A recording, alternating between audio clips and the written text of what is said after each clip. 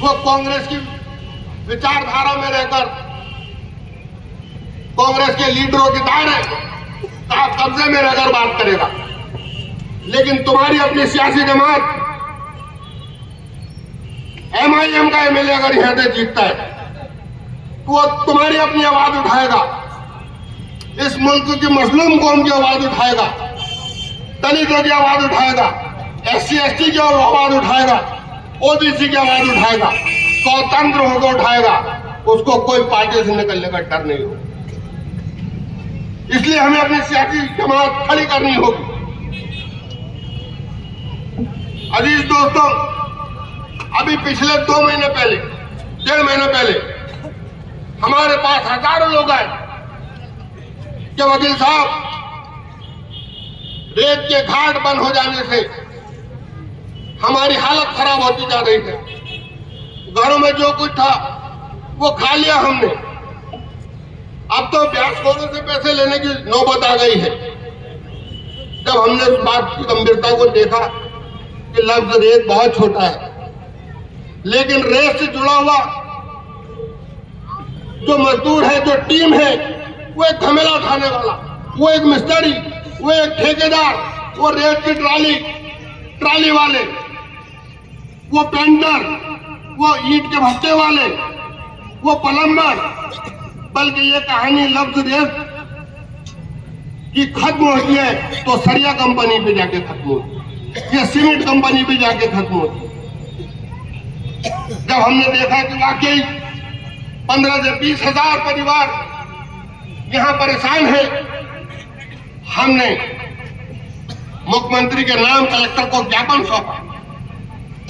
उसके बाद जाकर और चर्चाएं की और हमने ये मांग रखी कि पिछले कुछ सालों से ये रेत के जो ठेके हैं, पहले शहर के लोग ले लिया करते थे तो ये लाखों में बात होती, लेकिन जब से रेत के ठेके पूंजीपतियों के हाथ में गए, करोड़पति जब से इसमें इन्वॉल्व हुए, तो इनकी आपसी प्रतिस्पर्धा के अंदर अपनी प्रतिष्ठा को कायम रखने के लिए ये दो रुपए की चीज को 6 रुपए की खरीदने लगे। और 2 रुपए की चीज जब 6 रुपए में इन्होंने खरीदा तो वो 4 रुपए इन्होंने जनता से वापस वसूलने शुरू किए।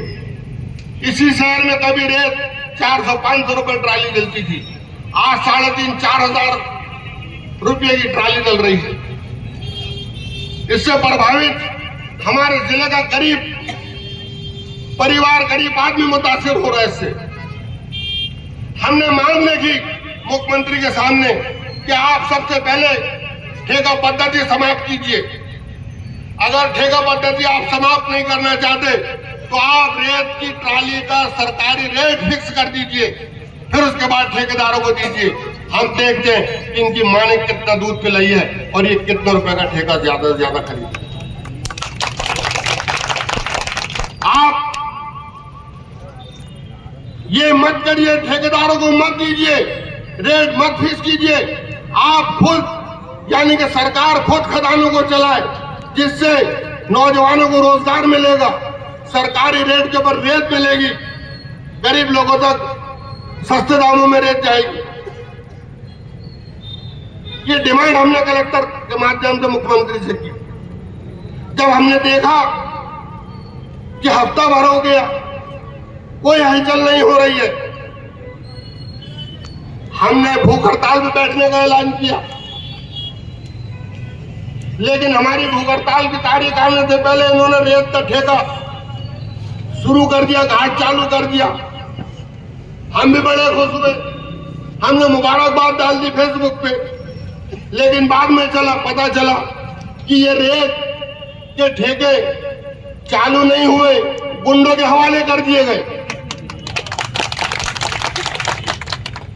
मुझे जब पता चला कि इसकी कोई रॉयल्टी नहीं दी जा रही, सिर्फ एंट्री दो 2500 रुपए और ट्राली में कितनी रेत भर के लेके जाना है, लेके जाओ।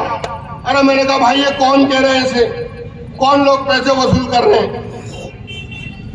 ठेकेदार के आदमी। मैंने खनिज अधिकारी के सामने एक ITI लगाई, उससे पूछा कि बताओ भाई तुमने जिले के खदाने कौन से ठेकेदार को दिया, उसने अंगूठा बता दिया, किसी को मैंने खदाने नहीं दिया। तो फिर ये गुंडे हैं कौन जो पैसे वसूल कर रहे हैं? क्या ये विधायक के आदमी है? क्या ये सांसद के आदमी है? क्या ये प्रशासन के आदमी है? कि डायरेक्ट शिवराज सिंह चौहान और प्रदेश के गृह मंत्री के आदमी है? ये पैसा जा रहा कहां है? कांग्रेस के जिलाध्यक्ष मुंह से आवाज निकालने को तैयार नहीं तो जरा ये राशि बाद में धरना प्रदर्शन करने आते हो, बिना वजह की नौटंकी करने आते। सुमित्रा के मामले में उनके मुंह से आवाज नहीं निकल रही। शहर बुरहानपुर के घाट, बल्कि यूं कह लो कि जो लोग कहते हैं ताप्ती मैया, उनकी मैया लुट रही है और बेटे खामोश बैठे। क्या हो रहा है? अगर इस पर नियंत्रण नहीं रखा गया, सरकारी रेट पे रेट नहीं बिकी, तो इसी हफ्ते में इंशाल्लाह मैं विधायक और सांसद का भी पुतला जलाऊंगा। ये दोनों की जिम्मेदारी है, दोनों की जिम्मेदारी है कि जिले की आवाम की हर मसाइल को हल करना है, हर मसाइल पर नजर रखना है।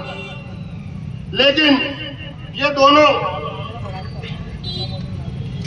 खामोश है। कुछ तो बात है जिसकी पर्दादारी है, आवाज नहीं निकल रही। ये लोग जो एंट्री के नाम पे पैसा इकट्ठा कर रहे हैं, ये पैसा जा रहा है, शायद जा रहा है, पहुंच रहा है, तभी तो आवाज नहीं निकल रही। क्योंकि मध्य प्रदेश में भारतीय जनता पार्टी की सरकार नहीं है। ये लूट, डकैत और चोरी की ट्रेनिंग का कैंप बन गया है। जिस तरह गौशाला वालों पर आज तक कार्रवाई नहीं हुई, सुमित्रा गांधीनगर पे कार्रवाई नहीं हुई, रेत के ठेके, रेत की खदानें लूटी जा रही है, कार्रवाई नहीं हो रही। आनंद दीक्षित की प्रॉपर्टी सीज करने के लिए कोर्ट के आदेश का इंतजार किया जा रहा है। लेकिन दिल्ली में कौन सा शाहीन बाग में जब प्रशासन अतिक्रमण हटाने पहुंचा, कोर्ट का आदेश आ गया, प्रशासन आदेश को अनदेखा कर रहा है, लेकिन शाहीन बाग का अतिक्रमण हटा रहा है, मस्जिद पे भी ठूसे मार रहा है, मस्जिद की प्रॉपर्टी को उठाने की कोशिश कर रहा है। यहां पर कोर्ट के आदेश का पालन इंतजार हो रहा है, और वहां पर काय की कोर्ट, कैसी कोर्ट, अभी तो तोड़ो देखो जैसा होगा। क्यों? सिर्फ इसलिए कि इनका अपना कोई सियासी लीडर नहीं है। आज इस मुल्क में आली जनाब बैरिस्टर असदुद्दीन साहब, MIM के कौमी सदर, राष्ट्रीय सदर,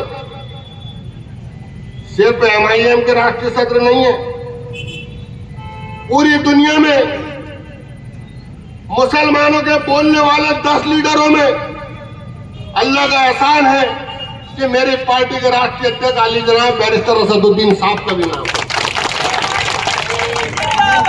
यह शख्स सिर्फ हिंदुस्तान की आवाज नहीं, बैरिस्टर असदुद्दीन पूरी दुनिया की आवाज है। जब दुनिया के टॉप मुसलमानों को 10 लीडर है, उन 10 लीडरान के अंदर मेरे कायद बैरिस्टर असदुद्दीन अवैसी का नाम है। लेकिन हम क्या करते हैं वैसे साहब के साथ, क्या क्या जुमले कहते हैं उनके ताल्लुक से, हमारे कहने से उस शख्सियत पे कोई फर्क नहीं पड़ता।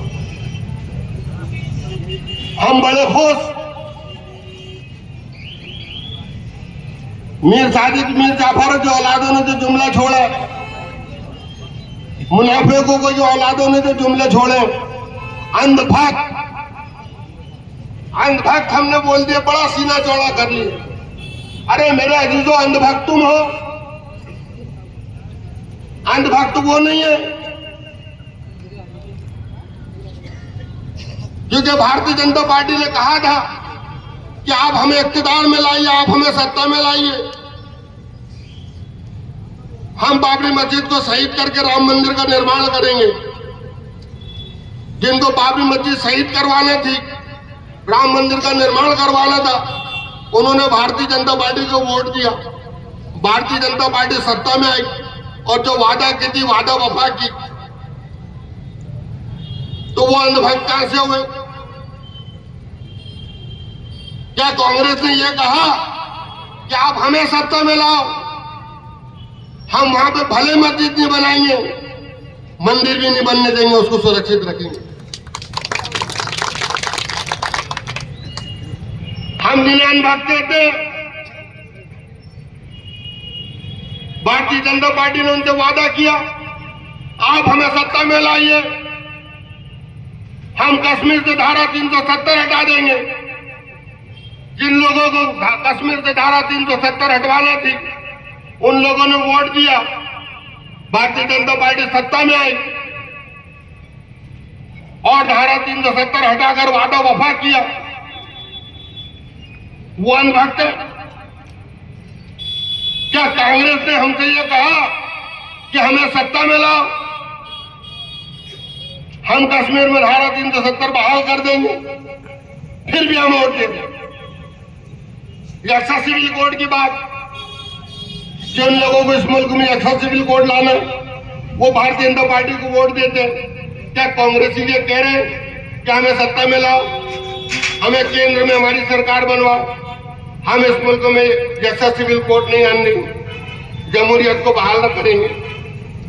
ये हमारी अनभक्ति है, जो हमारे मसाइल पे बोलने को तैयार नहीं, जो हमारी बात करने को तैयार नहीं, हम उसी के दीवाने बने हुए हैं। हमारी अपनी क़यादत को छोड़कर बेगानी शादी में अब्दुल्ला दीवाने बने फिरते हैं। और हाथ तो यह हो जाती है कि होटलों में बैठ जाते हैं हम लोग और वहीं बैठे बैठे प्रदेश की और केंद्र की हुकूमतें बना देते हैं। ये खुशफहमी, गलतफहमी छोड़ना पड़ेगा, बोलना पड़ेगा, इससे बाहर आना पड़ेगा। चाहे केंद्र में किसी की सरकार बने, चाहे प्रदेश में किसी की सरकार बने, उस सरकार में हमारा क्या? जो बीजेपी करती है वो कांग्रेस करती है, ये दोनों की नूरा कुश्ती। हमें उस पार्टी को वोट देना है जो ये वादा करे कि हम सत्ता में आएंगे तो आपकी जान, शान, आपकी रूह नबी करीम हुज़ूर पाक सल्लल्लाहु अलैहि वसल्लम की शान में अगर कोई गुस्ताखी करेगा, उसको फांसी की सजा देंगे। हमें उस पार्टी को वोट देना है जो हमसे वादा करे कि तुम्हारी इबादत गाहों की तरफ कोई नजर उठा के देखेगा, उसकी आंखें फोड़ देंगे। हमें उस पार्टी को वोट देना चाहिए जो हमारी माँ बहनों की इज्जत की, हिफाजत की हमसे वादा करे कि अगर हम सत्ता में आए तो तुम्हारी माँ बहनों की, तुम्हारी जान और माल की हम हिफाजत करेंगे। ऐसा नहीं कि बस बीजेपी से नफरत के चक्कर में कोई भी उठे गिरे को वोट देती है। सियासी शऊर पैदा करो मेरे अजीजों। ज़हीर का बोलना बहुत बुरा है, इसीलिए निशाने पे रहता है। नहीं कुछ करता तो 14 मुकदमे बन जाते। शहर में गुंडे बदमाश आजाद घूमते, ज़हीर पे रासूगा लग जाती है। शहर के चोर उचक्के आजाद घूमते, शान से शहर में घूमते। ज़हीर वकील होने के बाद जिला बदर कर दिया जाता है। लेकिन जिन लोगों ने ये मेरे साथ हरकतें करी, वो अच्छी तरह जान गए कि इसके पीछे मेहनत करना फजूल है, ये नहीं मानेगा। हम इसको कब्रिस्तान में पहुंचाएंगे, ये हमको पहुंचा देगा। ये फैसला हो चुका। और मेरे घर वाले भी मेरे को भूल चुके, मेरी वो परवाह नहीं करते। पहले फिक्र करते थे क्या होगा, कैसा होगा। उन्होंने सांड समझ दिया, कौम के नाम सांड छोड़ दिया मुझे। और मैंने भी ध्यान रखा है कि जब तक मैं हयात हूं, जिस हालत में हूं, कौम और मिल्लत के सियासी मसाइल पर मैं बोलता रहूंगा। चाहे मेरी सुनवाई हो चाहे ना हो, मैं अपनी जिंदगानी का पूरा वक्त सच बोलने में, हक बोलने में आपके पीछे बर्बाद करूंगा, खुद बर्बाद हो जाऊंगा। लेकिन ये दो गली के उठाई गिरोह से कभी दबकर बात नहीं करेगा। नईम अख्तर खाजमी ने एक शेर कहा कि किसी भी संघ के आगे कभी दबकर न बोलेगा, ये शीशा चाहे अपनी जिंदगी से हाथ धो लेगा। लिहाजा मोहतरम हजरात,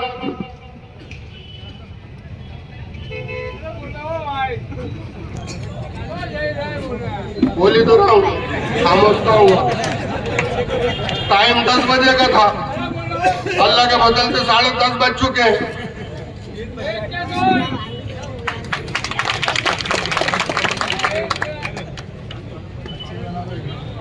मोहतरम हजरात, ये जो बातें हुई, आप इस बातों में संजीदगी खुदा के लिए इख्तियार करें, सियासी सोच बनाए। आप ये कांग्रेस के चक्कर में ना रहे, आप ये भाजपा के चक्कर में ना रहे। हमें हमारी अपनी सियासी जमात को मजबूत करना है, सियासी जमात को मजबूत करना है। जिस कौम की सियासी जमात नहीं, वो सर फूटे कुत्ते से बदतर है इस मुल्क में।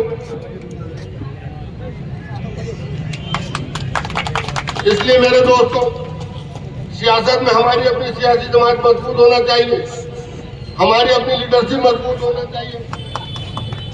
और हमारा वोट आप ये ना देखें कौन हार रहा है कौन जीत रहा है। मैंने आपको बता दिया कि आपका वोट जो है वो 3 जगह गिना जाता है। सबसे पहले आपने जिस पार्टी को वोट दिया उसकी अपनी एक सियासी विचारधारा है कि उसके खाते में जाकर फैसला करता है कि वो पार्टी राष्ट्रीय पार्टी कहलाए या क्षेत्रीय पार्टी कहलाए। आपका वोट दूसरी जगह वहां गिना जाता है कि इस मुल्क में जब कोई कानून बनता है तो उस वक्त ये देखा जाता है कि इस विचारधारा के लोग इस मुल्क में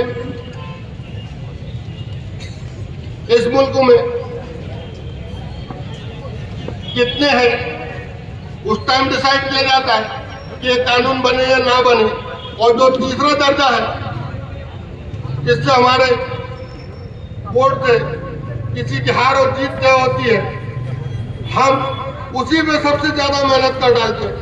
मैंने आपके सामने एक मिसाल दे दिया कि बहुजन समाज पार्टी के वोटर अगर इस जिले में 3000 है और अगर उनकी पार्टी से कोई एमएलए का चुनाव लड़ रहा है तो वो अच्छी तरह जानते हैं कि इसकी हार तो छोड़ो, जमानत भी नहीं बच रही, लेकिन वो अपना घर, अपना वक्त सब देकर पोलिंग बूथ तक जाता है और उसको वोट डालता है, सिर्फ इसलिए कि ये वोट बहुजन समाज पार्टी के राष्ट्रीय खाते में गिना जाएगा और हमारी पार्टी बहुजन समाज पार्टी राष्ट्रीय पार्टी कहलाएगी। और इसलिए राष्ट्रीय पार्टी बनाने की वो मेहनत करते हैं कि मुल्क में जब भी अगर दलितों के साथ कोई जुल्म होता है, बहन मायावती वहीं से हुंकार भरती है और पूरा देश थर्राने लगता है। चाहे वो चट्टी वाले हो, चाहे बजरंगी हो, चाहे और कोई हो। तो मुअद्दबाना गुजारिश में ये करता हूँ कि आप लोग अपने आप में सियासी शऊर थोड़ा और जगाएं, उस पर मेहनत करें। हमारी अपनी सियासी जमातें होना चाहिए। अगर सियासी जमात हमारी ना होती, आज जो मजलिस इत्तेहादुल मुस्लिमीन का यहाँ पर नहीं लगता तो हम हमारे मसाइल की बात नहीं कर सकते। क्योंकि कांग्रेस का तो हाल ये है कि दोनों की बात करना है, दोनों के वोट लेना है। चाहे मुसलमान बदनाम हो जाए, जलील हो जाए, उसकी जान चली जाए, उसकी रूह सरकार दो आलम पाक सल्लल्लाहु अलैहि वसल्लम की शान में कोई गुस्ताखी कर दे, कोई कांग्रेसी लीडर इस पर बोलने को तैयार नहीं। अरे हद तो मेरा दिल तो ये हो गई कि मुझे ये बताओ कि पिछले 10 सालों में, तुम्हारे ईमान से पूछ रहा हूं मैं, ईमान से पूछ रहा हूं कि पिछले 10 सालों में किसी राष्ट्रीय कांग्रेस के लीडर ने किसी मंच पे मुसलमान लफ्ज का इस्तेमाल किया क्या? जब वो लफ्ज का इस्तेमाल ही नहीं करते तो तुम्हारे बारे में बात करने की बात कितनी दूर रही, तुम्हारे बारे में सोचने की बात कितनी दूर रही, तुम्हारी फलाह व बहबूद और तुम्हारी तरक्की में बात करने की बात, सोचने की बात कितनी दूर रही। इसलिए मैं आप लोगों से हाथ जोड़ के गुजारिश करता हूं कि हमें अपनी सियासी जमात मजबूत करना चाहिए, क्योंकि इस मुल्क में इस कौम की सियासी जमात नहीं, उस कौम का इस मुल्क में एक सर फुटे कुत्ते से बदतर हाल है। उसका भी तो अपना कोई मालिक रहता है, वो सर फुटे कुत्ते का अगर कोई उसको मार दे तो कोई उस पर आवाज उठा देता है क्यों मारा। लेकिन जिस कौम की सियासी जमात नहीं, उसके साथ इस मुल्क में क्या क्या हो रहा है हम देख रहे हैं। मन चाहा हमारे ताल्लुक से बोला जा रहा है, मुसलमानों को कॉलोनी में मत रहने दो, मुसलमानों से व्यवहार मत करो, मुसलमानों का बायकाट करो, इनको इबादत गाहों में मत आने दो। लेकिन ये इनकी सोच, इनको मुबारक। हमें इनकी सोच, इनकी गंदी सोच का समर्थन नहीं करना है। हमें अपनी सोच का मुजाहरा करना है जो इस्लाम का पैगाम है कि अगर कोई हमारी इबादत गाह में आता है तो उसका इस्तकबाल करो। अगर कोई गैर भी हो हमारे घर पे आता है तो उसका एहतराम करो।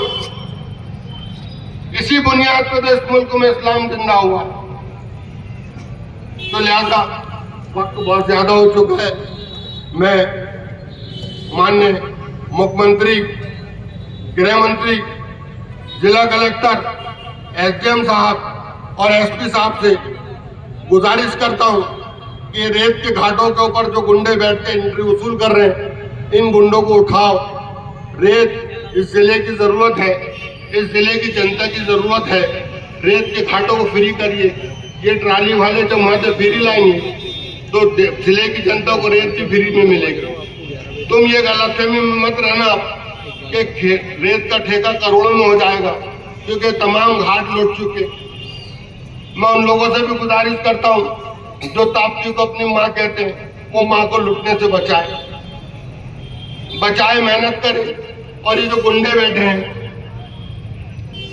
इनको ताकत से निपटे, भगाए और जिले की जनता पर रहम खाए, क्योंकि 4-4.5 रुपए की ट्राली बिक रही है।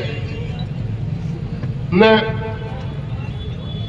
उन लोगों से भी हाथ जोड़ के निवेदन करता हूं कि वो जो वार्ड नगर निगम द्वारा भारतीय जनता पार्टी की तरफ से कैंप लगाया जा रहा है और बुरहानपुर की जनता को नई नई योजनाएं और पुरानी योजनाओं से वाकिफ कराकर झूठे प्रलोभन दिए जा रहे हैं कि ऐसा कर लो, इसमें ये फायदा, इसमें ये फायदा, उसमें वो फायदा।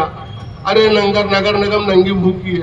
कुछ बीजेपी के बेशरम लीडर वहां पर पहुंच जा रहे, फोटो खिंचवा रहे और जनता के बीच में हाजिरी दर्ज करा रहे। अरे बेशर्मो, तुम वार्ड में घूमो, इतने चक्कर शिवराज के ऑफिस के लगाओ ताकि वहां से पैसा आ जाए, शहर के विकास हो जाए। नगर निगम नंगी भूखी पड़ी है। जो नए मेरे पार्षद भाई जीते हैं उनके हाल जानो। 2-2.5 महीने से उनको मानदेय नहीं मिला। अल्हम्दुलिल्लाह वो घर के अच्छे हैं, उनको और 6 महीने नहीं मिले तो कोई फर्क नहीं पड़ता। लेकिन जो हमारे घरों पे नगर निगम का कर्मचारी पानी छोड़ रहा है, उसकी पेमेंट के लाले पड़े हुए हैं। जो हमारे घर के पास आके हमारा भाई सफाई करता है, ड्यूटी देता है, उसकी पेमेंट नगर निगम से नहीं हो रही है। जो कंप्यूटर चलाते नगर निगम में बेचारे, उनकी पेमेंट नहीं हो रही है। नगर निगम कंगाल है, भूखी है, कुछ नहीं है उसके पास। और ये बेशरम भारतीय जनता पार्टी के लीडर वाहवाही लूट में कैंप लगा रहे हैं। ये जब तुम्हारे वार्ड में कैंप लगाना है तो जूता निकालो यार। इनको नगर निगम वापस भेजो कि जाओ पहले पानी के कर्मचारियों को, सफाई कर्मचारियों को पैसा दो, इनको पेमेंट दो। इनके बच्चों की तालीम मुतासिर हो रही है, इनके घरों में खाने पीने के लाले पड़े हुए। और उन झूठे बदमाश ये भारतीय जनता पार्टी के लपास लीडरों को ये बोलो कि तुम हमारे वार्डों में कैंप के पीछे मत घूमो, तुम जाओ।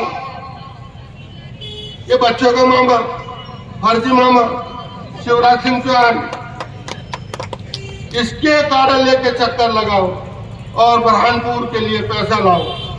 बुरहानपुर में कुछ नहीं है। माननीय विधायक खुद अपनी जेब से गड्ढे भर रहे। उन्होंने खुद अभी बीच में स्टेटमेंट जारी किया था, मेरी कोई सुन नहीं रहा।